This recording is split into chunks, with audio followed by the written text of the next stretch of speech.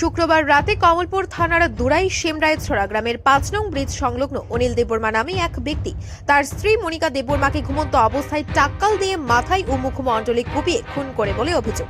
হত্যার পর পালিয়ে যায় স্বামী। ঘটনার বিবরণ দিয়ে মৃতার ছোট বোনের জামাই দুলাল দেববর্মা জানান, স্বামী স্ত্রীর মধ্যে প্রায় দিন ঝগড়া হতো। শুক্রবার সন্ধ্যার পর থেকে মধ্যরাত পর্যন্ত স্বামী স্ত্রীর মধ্যে ঝগড়া হয়।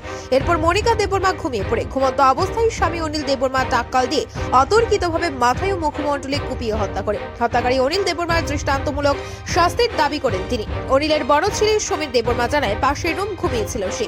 রাতে ঘরে বিকট শব্দ শুনে ঘুম থেকে উঠে এসে দেখে পিতা টাক্কাল দিয়ে তার মাকে বিছানায় ঘুমন্ত অবস্থায় কুপিয়ে হত্যা করে টাক্কাল ফেলে পালিয়ে যায়। এদিকে খবর পেয়ে কমলপুর থানার পুলিশ দুরাই সেমরাইছড়া গ্রামে ঘটনাস্থলে ছুটে যান।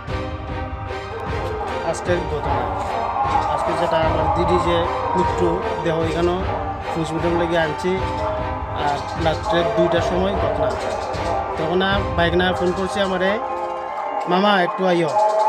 আমার মারে বাবা কাটটা বাগি গেছে গা। এরপর আমি জিগাইছি ঠিক কেমনে কাটছে, যে তুমি তখন আসেনি না ঘুমাইছি না নাকি। তাই এরপরে কই আমি শব্দ পাইছি, ডুম ডাম শব্দ পাইছি 4-5 বার। এরপরে এই কীতে হয়েছে কইয়া বাড়ির ভিতরে গিয়েছে, এরা দেখে এরপরে তাই বাবা বাগিয়ে গেছে। এরা তো ঘুমায় আলকা আলকা এ আছে, তাই নানির লগে থাকে। এরা কি নাম সামনাসামনি। আপনার বোনের নাম কি? আমার বোনের নাম মনিকা দেববর্মা। মনিকা বয়স কত? বয়স ওই 35 বা 6 এরকম। আচ্ছা, স্বামীর নাম কি? অনিল দেববর্মা। কি করে উনি? এমনি গৃহস্থী করে। গৃহস্থী করে। মানে কি কারণে মারছে? কি কারণে মারছে এটা কইতে পারে না, কারণ এমনি কি তার মধ্যে ঝগড়াঝাটি হইতো? ঝগড়াঝাটি এই কয়েকদিন ঝগড়াঝাটি ছিল তো এটা শুনছে না। ঝগড়াঝাটি হইলে পরে আমরা কইতে পারতাম। ঝগড়াঝাটি হয়েছে না মনে এটা কোন কারণে কাছে এটা কইতে পারবো স্যার। মানে বাইক না যেতে কইছি। অভিযুক্ত স্বামী অনিল দেববর্মা শনিবার সকালে কমলপুর থানায় এসে আত্মসমর্পণ করে বর্তমানে মৃতদেহটি ময়নাতদন্তের জন্য বিমল সিংহ মেমোরিয়াল হাসপাতালের মর্গে পাঠানো হয়েছে।